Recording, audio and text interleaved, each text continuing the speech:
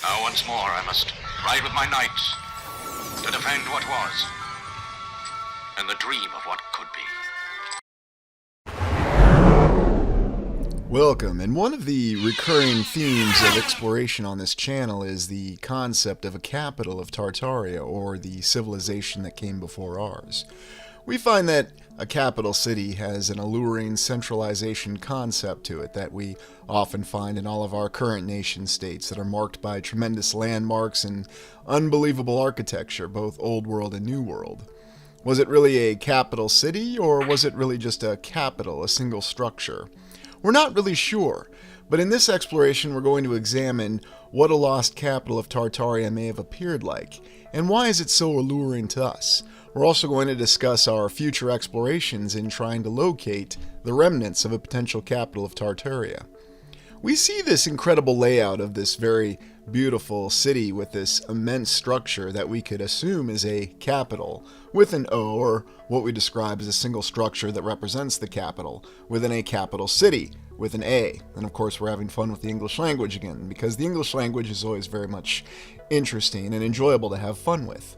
And everywhere we look we see that while this may be a depiction that is fictitious, it still shows many elements of realism to it, and it should be noted that every single structure that you see in this image, something like it exists across the land. Now imagine if all these tremendous old world structures that we've examined in all these recent explorations were located in a single city, indeed a capital with an A of Tartaria. And then consider that such a structure like this were possible. And if you add together structures from, say, London, St. Petersburg, Washington, D.C., and many other locations, you could very easily have a structure such as this that would function as your capital with an O. It's quite an intriguing premise, and when we think about a unified civilization where every individual worked together, and at the same time the society supported the individual, recharging their internal energy, then it seems as though the limitations are endless. We look at the current capital in the United States and we're told that it was constructed initially and then renovated, and then a new dome was built during the United States Civil War, no less, and it still stands as a proud beacon of hope and democracy, even in the nation that labels the constitutional republic as its primary form of governance. Not that it truly matters at the end of the day, because it seems as though we say one thing and mean another, and that's always the basis of politics. But let's look at the concept of the capital city across all the lands. We have many different types of capital cities, and oftentimes we see domes, we see tall spires, and other very alluring structures. We also have fictional depictions of capital cities, science fiction and fantasy, where we hear about famous cities such as Minas Tirith in the Lord of the Rings series, and of course King's Landing in the Game of Thrones series, or A Song of Ice and Fire. These capitals represent the centers of learning and civilization. Also look at the capitals across the North American continent. By the way, special points to anybody who can identify the second one from the right and what it represents. And isn't it intriguing how it compares to the other capitals in what we consider North America? But what do you think? How do you think these capitals line up, and what do they say? Many other capitals we see immense beacons and domes and obelisks that represent different various things. Do they really reflect our current civilization, or are they merely remnants of the past that have been repurposed to give us a different impression of what these capital cities truly are? It should be noted that for our initial explorations, we've also considered state capitals in the United States. And on paper, the state within the United States is supposed to represent a nation in many respects. Although it's not a full independent nation, although they could be, and that's always the subject of legal debate as well. But we see the same principles within the capital city. We see that whether it's a state capital or a national capital, there's always the Capitol building, there's always the interesting courtyard layout or the centralized layout, and you have no shortage of very impressive monuments, oftentimes including columns and numerous pillars arrayed together in fine monuments. Also consider the opulence of the interior of many of these structures that we consider. And we haven't really started to go deep into Europe yet, but that's coming fast. And when we look at Europe, we'll see many fine examples of beautiful interiors and exteriors of great elaborate buildings within their immense and impressive national capitals. Interestingly enough, some national capitals you'll find that you don't have exactly the best images of, and you have to ask the question, why is that? Why are certain perspectives not as easy to find full definition images on? It's almost as though we're not supposed to see them. Although you'll find that if you notice them from different perspectives, or if you have the photo taken from another perspective, it's completely different. It's much easier to find a high definition image. And the only reason I'm highlighting this in this exploration is just to make you aware of it. It seems to be that whatever's available, and it could simply be circumstance and coincidence, and you know this channel's feelings about circumstance and coincidence. Why is it some buildings are easier to see from some perspectives, but we're not so encouraged to see them from other perspectives? We have many fantasy layouts, and of course we've looked at many layouts of cities that we were told were in existence during the so-called medieval period, where we saw a lot of geometrically precise foundation structures around them. Now, were these geometrically precise foundation structures part of their original design? Indeed, in King's Landing, in the fictional history of Game of Thrones, we oftentimes have a variety of historical explanations for the vast edifices, the great religious structure, and then, of course, the Red Keep. What's really the story behind it? Well, there's a story behind every building. And yet, if you look in national capitals such as Madrid, you also have a story behind every building. And it's not just limited to places such as Madrid. You'll find it also in the great cities, the state capitals across the United States, and really every city across the land. Oddly enough, though, these great edifices and where they're constructed, along with the wonderful structures with them, you know, if this was in the United States, we know full well this would probably be some sort of Civil War monument, and they either would have had to have renamed it depending on its location, or maybe they would have designated it somewhere else and called it something else. It's always very interesting to consider.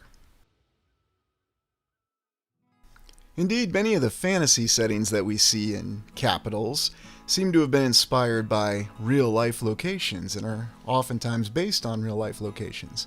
So it's really not as much fantasy or science fiction as we might be led to believe. Of course, naysayers will always tell us that it's all just in our imagination. And yet, many of these impressions are based on real-life structures, the exteriors and the interiors. For example, we've seen this layout of this certain interior. It's oftentimes called an arcade, and we've looked at a few arcades in the United States of all places. Shopping centers, or so we're told, and yet they display opulence and luxury and beauty. And of course, this will be explained away by being told that these were simply the indulgences of the Gilded Age. People who simply had too much money and didn't exactly know what to do with it before they became philanthropists, if you're in the United States, or oligarchs if you're not in the United States, depending on who's telling the story. However you look at it, though, you'll see that there are great and wondrous structures in many capital cities across the lands. And these capital cities reflect the centers of administration, art, and supposedly where political power of a nation is exercised. Although, is political power real, or is it more of a facade, or does it just depend where you are in the land? Well, depending on what sources you read, you'll be told all three. What I find intriguing, though, is there seems to be a template, or a pattern, if you will, that endures with capital cities across the land, regardless of whether they're national capitals, state capitals, or have any kind of designation as a capital. And where did that template originally come from, with beautiful buildings that seem to be very artistically and spiritually inspired? It seems to be clear that that original template either must have been the actual capital of Tartaria, or perhaps Tartaria was broken down into regional districts that had what Old World Exploration and myself refer to as hubs, or large areas, large cities that seem to have a specific function or administration. Let me be clear, I'm talking about large cities, not the other term that I tend to use when I'm talking about our lovely 5th era cities.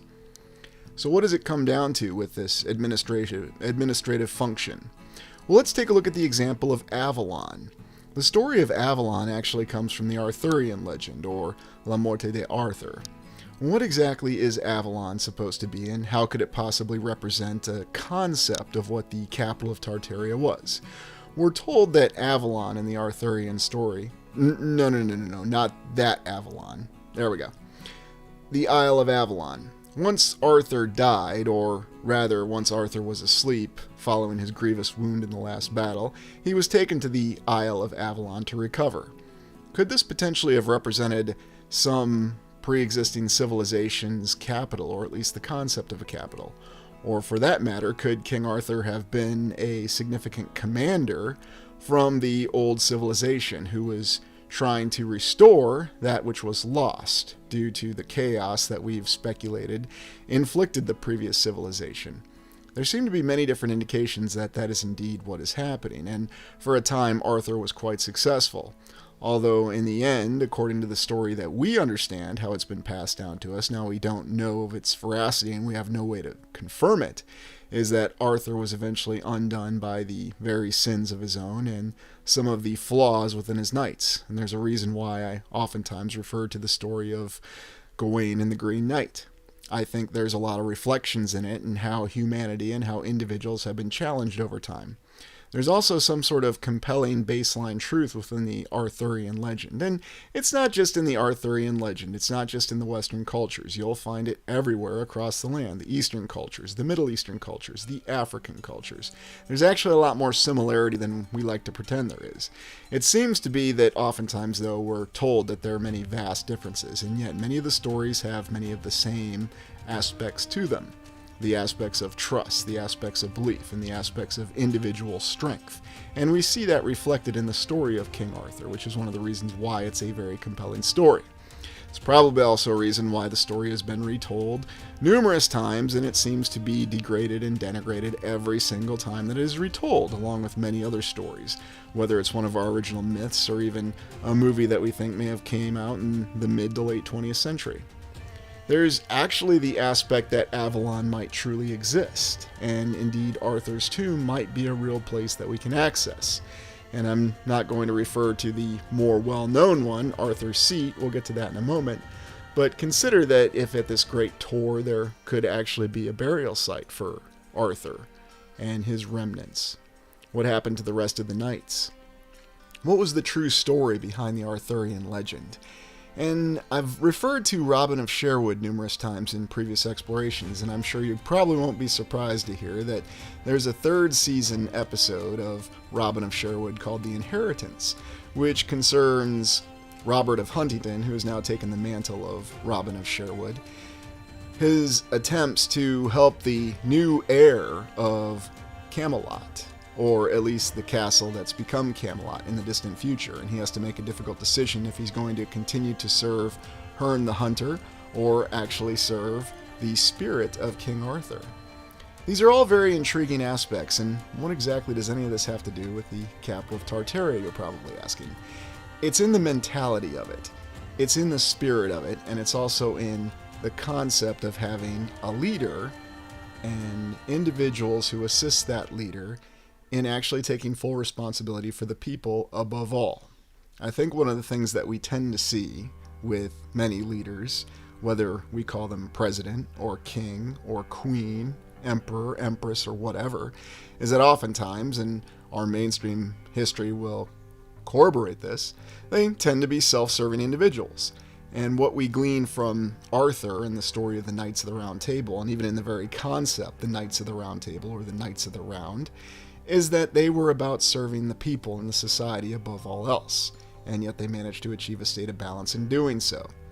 And that is why the story of the Arthurian legend factors into the legend of a capital. And perhaps that Avalon refers to that capital, or maybe one of the last surviving regional capitals of the previous civilization, the civilization of the Fourth Era, or the one that the channel simply labels as Tartaria. The other intriguing aspect is the internal strength that we see depicted in Arthur. And the only film that really comes close to depicting that to its full extent is Excalibur. Now, there's a scene where Arthur draws the sword from the stone, and the great knights of the land, as it's called in the film, which is where I draw that term from, resist Arthur, led by Sir Uriens, pictured here. Arthur has the chance to simply kill Uriens on the spot, but instead he shows him mercy and even shows faith in Uriens, giving him Excalibur to knight Arthur, who had not even been knighted. It's probably one of the most powerful scenes in any film about King Arthur, and I still find it shows the true power of individual courage and spirit, but not just belief in oneself, but belief in others. And you might notice there's a commonality, a theme that comes about in our current civilization and our societies where we have this underlying theme that we must distrust every other individual. There's only certain institutions that we can truly trust. And indeed, the Arthurian legend ends with Arthur finding his doom at the hands of his illegitimate and sinfully conceived son, Mordred. And that's also what's depicted in the film Excalibur. And what does that really reflect overall? It reflects that oftentimes it's an internal battle that is more important than the external battle. And indeed, when we think about the layout of our capital cities, imagine what they could really reflect if people did have that sort of internal strength that you see reflected in the film Excalibur, the fellowship among the knights and how they're really working to look after one another in the society they defend. We can find many wondrous remnants of older structures all over the land that no doubt reflect the grandeur and glory of a civilization that came before ours. And it doesn't matter where you are, whether you're in the United States or New Zealand or Australia or the United Kingdom, France, Germany, Russia, Iran, Iraq, it doesn't matter. You'll find numerous examples of these structures and a previous civilization everywhere you look. Now, are there different variations on them? Yes, but are there many similarities that we see across the land? And logistical feats of unbelievable triumph that defy the ability of logic to explain. And that's what we tend to see in all of our explorations. So you look back on it and you wonder, where does magic and the concept of magic come from? Well, oddly enough, science fiction author Arthur C. Clarke posited that to a significantly advanced civilization compared to a civilization that's not advanced, their technological capability would seem like magic. What if that's really the explanation for many of these myths and legends that we have, and strange things that still seem to endure with us to this day? It's also noted that when you travel to certain lands, wherever you are, you'll notice that there seems to be a different sort of feeling depending on your exact location. Now, a lot of us might attribute this to personal experiences on these lands, but what if there's something more to this? What if there are some lands that have a mystical, spiritual energy that resonates with them to this very day? And that for this reason, that when you travel to these lands, you can feel these unique healing properties. In my own personal experiences, I've felt this in many locations, such as Ireland, and even in the Middle East, in places that people would think were beset by conflict, and yet at the same time, there was something so much more to them. You can feel that there is a rich and beautiful history that's oftentimes overlooked. And it seems to be something that we associate with our modern cities to this day. Many of these cities have a different history to them that we suspect, and they have these old world structures and these tales that we'll just be told are myths and legends that we should dismiss right out of hand. And there's no way that Los Angeles could have ever been a wonderful, beautiful city where every individual felt that they really contributed and they felt included within their government. But it is possible that it existed. And if we look at the origin of our cities across the lands, we see that we're oftentimes given conflicted accounts and perceptions with how we're supposed to regard cities now in the Fifth Era. But if we look back into the past, we find that's not always the case. We find that there is much more to them. We find that there is an internal strength that still endures in all of us that is reflected in these cities. And even though in the Arthurian legend there's stories of betrayal and there's stories of people succumbing to their own individual whims, it does reflect to the potential of a capital city, such as Camelot. Another example, and a very likely example of a city, a capital city, that was quite real. And we have many different descriptions of Camelot. And did it reflect a once existing Tartarian capital? Or was it in fact the Tartarian capital? And where was it possibly located? We also think of the existence of Arthur's son Mordred, and the entire concept of Arthur was that he was supposed to provide an heir to wield Excalibur and maintain balance over the land, and that's not what happened. Instead, his son represented the very base of all of his sins, and unfortunately he was forced to kill his son in order to restore balance to the land. But there's something more that's reflected in that when we think of how our current civilization constantly causes us to question ourselves and causes us to doubt what our own understanding of ourselves are. Indeed, it seems as though every single event that we encounter every day, whether it's just living our lives in our homes or going about our regular jobs, they seem to cause us to question our very place and our very role within the land. And yet we find that we have a lot more power over this than we're led to believe. If we simply step back and take a look at things and view things with new eyes and just start with looking at the once great structures of the past and how they integrated with the land, that seems to be something that was much more effective in the past. Even though we are constantly told about how our current civilization values the environment and the ecology, it seems as though we're oftentimes struggling to live in balance with it. But then we have concepts and views of buildings and structures from the past, and it seems as though those civilizations had absolutely no challenge naturally integrating and amalgamating with the natural world around them. Indeed, it's one of the facets that you see in many of the geometrically precise foundation structures or older castles, where it seems as though the very walls and the foundation is perfectly integrated within the terrain, and you see that there is a natural look to many of these, what we'd call facilities or buildings or structures, or even the old capitals, that generates a sense of spiritual well-being in every individual. And perhaps that's where the real fairy tale concept of all these castles and these older structures come from. Now, could the capital, with an O, of Tartaria have actually been some magnificent great castle, very similar to Camelot? Absolutely. But it's not just Camelot and Avalon. Oh, look, it's Sir Davos Seaworth, the early years. It's not just the concept and the capital of Avalon or Camelot, or if they were just simply myths and legends that we're interpreting as previous regional capitals of Tartaria. There seems to be some deeper concept that endures to this day. And it's also safe to say that there are many things even in our current civilization that are not as eroded or as deteriorated as we are led to believe. I personally believe that there are good concepts that survive from the previous civilization even to this day. It's just oftentimes we tend to lose sight of them. And there's a very definitive reason for that. We're oftentimes kept constantly concerned about our life's day-to-day challenges. And if you think about how a capital really functions, where everyone is working towards a unified purpose, or if you have everyone who seems to be in constant conflict, oftentimes the very nature of our politics in this fifth era, regardless of what overlapping political system we have or economic system we have, it seems as though the main goal is to pit individuals against each other. And of course you'll have numerous drama series, fictional and non-fictional, that will show the results of these struggles, and we consider them relatively entertaining, but oddly enough, the things that we find most entertaining are the ones that still weave in the messages and the values of the old world. And there's a fact in saying that, because if you look at what the most popular intellectual properties are, what's their baseline?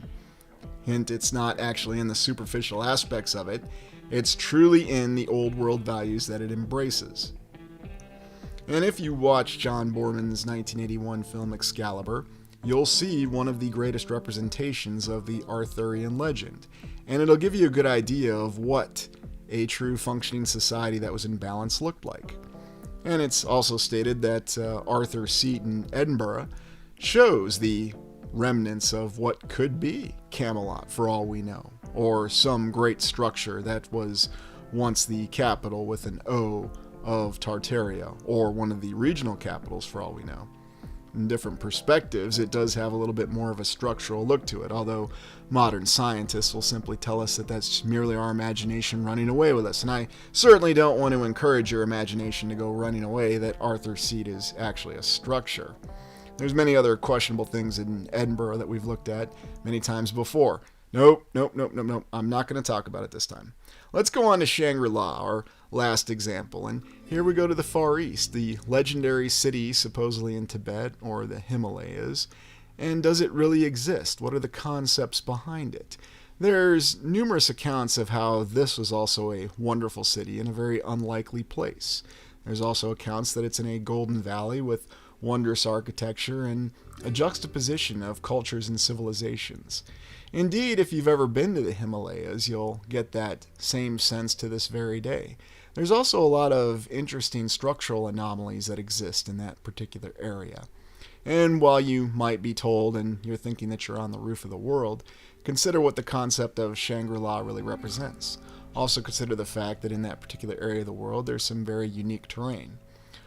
So, one of the challenges with trying to ascertain where the Lost Capital of Tartaria may have been located is the fact that we know there are several areas of land that clearly have been devastated. Could Shangri-La have been in one of those areas of land? The area of northeast Siberia that we've taken a look at in exploration, the Mojave Desert in the western United States, Sahara in Africa. Could the great capital of Tartaria have been located in any of these locations? Absolutely. Could it also be possible that the capital, or what remains of it, is one of the current national capitals, or even the state capitals that we have to this day?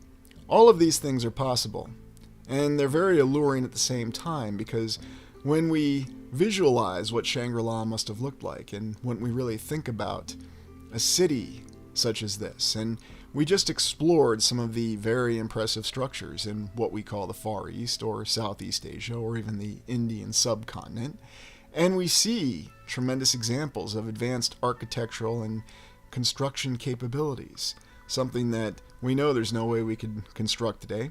In fact, even in this image in North Carolina, they have a stone structure that they refer to as Shangri-La. And what does that really reflect to us? It reflects that the words and the ideas are a lot more powerful than just simply some long-lost city from a myth or a legend. It shows how these aspects still endure with us to this day. We know that there's a deeper philosophy that's interwoven and found in the deepest subtext of our baseline religions in our society. And it does still exist even in what we believe to be the fifth era that we're currently existing in. And it's because of that that I think that the search for the actual capital of Tartaria is something that's important and valued to undertake. Now, are we actually going to find it? Do we have any guarantees that we'll find it? No, there's never any guarantees. But it's embracing our internal strength and it's reading our myth and our legends that will be able to continue the search. In the next explorations that the channel is going to be embarking on, we're going to be focused on trying to locate and get an idea of where the Lost Capital of Tartaria was really located, or updating our theory to include the fact that there may have been many different regional capitals. Perhaps we can finally start to get an idea of how the society of the civilization that preceded ours truly functioned. We're going to continue moving forward with our explorations. We're not going to keep going in circles. And let's remember that's something else that our current civilization, for whatever reason, tries to encourage us to do. To continue on a circle, to be stuck in an infinite recursion loop, where you're not really going anywhere, you're only just going into a little bit of depth, but at the end of the day, you're just getting a mild entertainment out of it. And it never goes any further than that. If you are prepared, you can go anywhere that you want to. And it always comes from the inside. And that's why this search for the capital of Tartaria is important. And it reflects that quest that all of us are on to truly find and understand who we are on the inside. And that's the ultimate power that we have that no one, no institution, and no other individual can ever take from us. Well, thank you for joining me today. I hope you enjoyed this exploration. Please like, comment, and subscribe.